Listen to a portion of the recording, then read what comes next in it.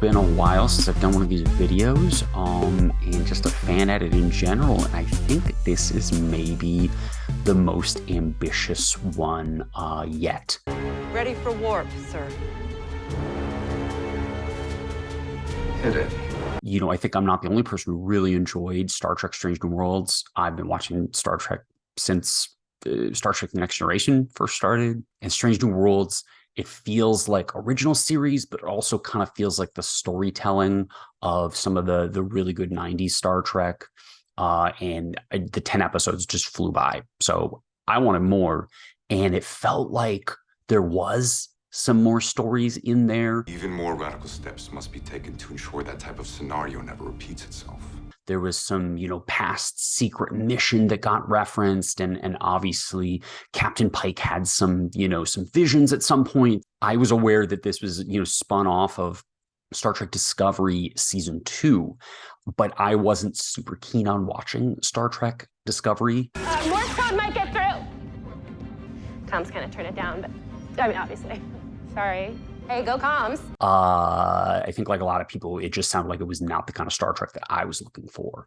But I was willing to really take one for the team here and take all 14 episodes of Star Trek Discovery Season 2 and edit it down into Strange New Worlds Season 0. Or, the working title at one point was previously on Star Trek Strange New Worlds. And I was trying to make it into sort of a prequel movie. And it sort of turned into a slightly longer thing that we're just calling a shortened season. Is that a smile I see on your face? I believe it is. So why do this? I mean, again, I think there's a lot of people that enjoyed one of these shows and maybe weren't interested in the other. This fills in some of those blanks, and it's just a little more of most of that crew. It's Pike, it's Spock, it's number one. And then the kind of supporting characters become, some of the Discovery crew. So it really balances the characters that it concentrates on instead of 14 episodes where it's really mostly about Michael Burnham from Star Trek Discovery. I am on mission and in problem-solving mode. That's what you're sensing. Anson Mount as Christopher Pike is, a main character, and you get Ethan Peck as Spock as sort of this, heavy supporting role. This really balances things out, I think, in a way that a lot of people will enjoy. I can't be the only one who wanted to see this. As it turns out, obviously I had to watch the majority of Season 2 of Discovery to sort of make this happen. There was ups and there was downs. Obviously, there's a reason that they made a Star Trek to Strange New Worlds out of that season. Anson Mount is fantastic, even as a sort of supporting character in that. I think Ethan Peck is fantastic as Spock as well. So they cast really well right out the gate. That sound good to you, Mr. Spock? Yes, Captain.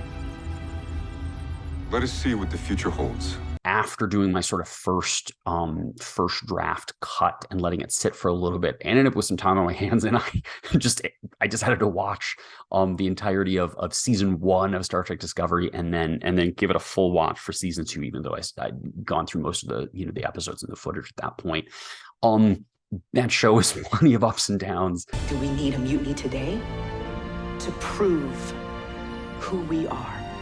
We are Starfleet. It's like they took all the worst lessons from Star Trek Deep Space Nine. They're like, we're going to have mirror universe all the time. And we're going to have like Section 31, things that they made work in Star Trek Deep Space Nine. But when you make an entire show surrounding it, it just felt off. Don't you bow before your emperor? And I think part of the problem is also they concentrate on Michael Burnham just as sort of the core character, which could be fine, except for she's kind of the center of the universe as far as the show goes, both for Season 1 and then in strange kind of ways in Season 2. So hopefully my edit sort of, again, minimizes some of that. She's still going to be a prominent character just because the show is so built around her at its core. But instead now it's sort of shared, building between definitely her and Pike. And then as the show goes on, Spock. Lieutenant Spock.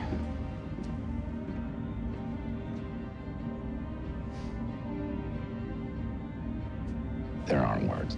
I actually posted a thing on the Reddit fan edit forum and got some really good ideas. And one of them was to look up these short treks, which are really cool. Whether you decide to watch Strange New Worlds or whether you decide to watch Discovery, there's some of these short treks. They're really great, just fun little, I think like kind of 5 to 15 minute long pieces. And one of them, which was called Q&A, it's sort of supposed to be Spock's first day on the Enterprise. He beams aboard as an ensign and meets number 1, played by Rebecca Romaine. In short, in matters vegetable, animal, and mineral, you are the very model of a modern Major General.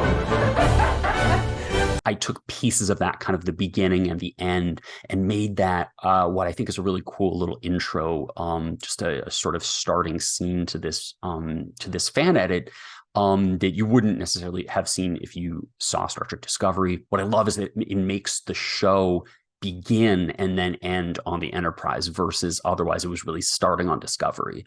And it also begins then with Spock. And, as the story plays out, Spock is he's a really big piece of it. So to sort of begin and end with his character, I think just adds a ton to this. I want to give just kind of a little shout out to a couple users over there. First of all, Mafia834 absolutely just went through and found some great just moments, transitions that just needed a little extra tweaking. Just a couple, random lines that just didn't fit anymore because the plot point that they were referencing had sort of disappeared. And I'm sure, as anybody can guess, or, if you've done fan edits and are watching this, this was taking 14 episodes. I want to say at least 12 plus hours, of television, and trying to cut it down to close to 2.5 hours.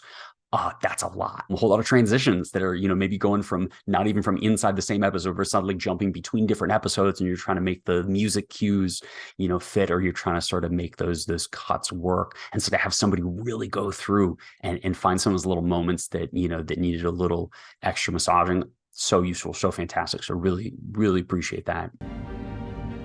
Thank you. Bailey Edits gave it a look as well, and it was really one of the places where I got this sort of idea to maybe, instead of thinking it as a movie, to sort of rethink it as sort of just this little mini season 0.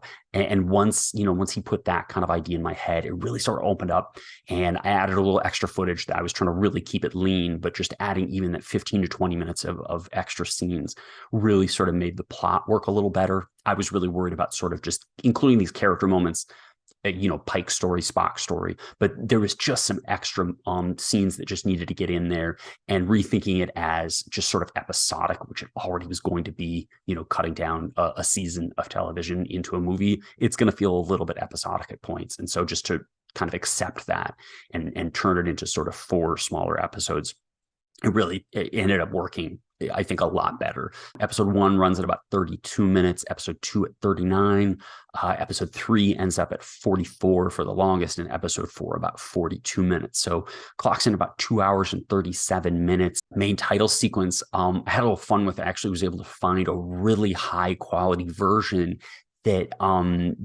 basically didn't have any of the credits in it. And it actually let me play around with, using one of the other versions that was the full version. I was able to sort of like pick and choose what credits are in there and then replace some of the names. And so it is actually sort of this custom sequence.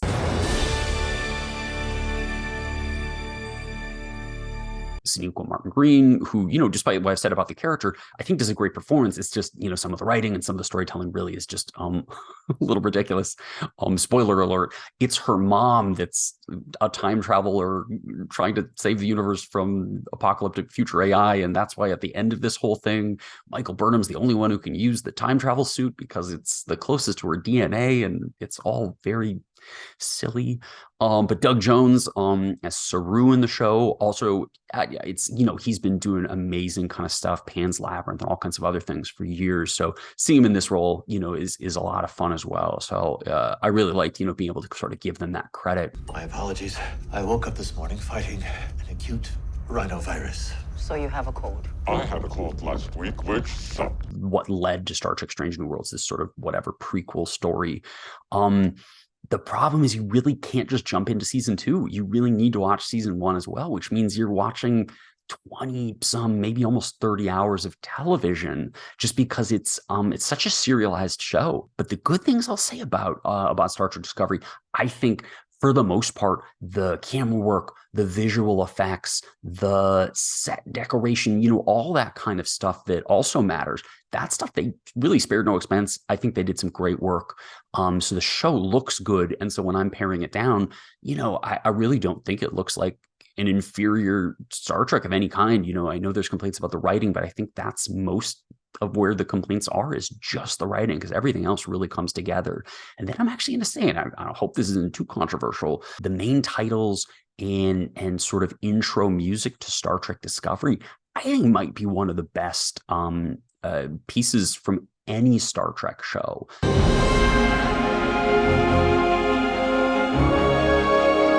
And this is from somebody who's appreciated all of them in different ways. I have some title cards at the beginning, just sort of introducing the project, and I use just a piece of that music because, again, I just thought it was such good stuff. And obviously, the rest of the main titles and the visuals weren't going to fit, in this project. So there's sort of a reprised version of the cue at the tail end of the entire project. So again, wanted to at least include a little bit of that in there. Would love to hear thoughts if there's things people think, oh, wait, this scene, or what about this, piece that you missed, or what works, what doesn't work. Definitely that stuff is appreciated. And, we'll see what the next project is, but probably won't be taking 14 hours of a show that I didn't exactly love and paring it down. But hey, glad to have a little challenge in front of me.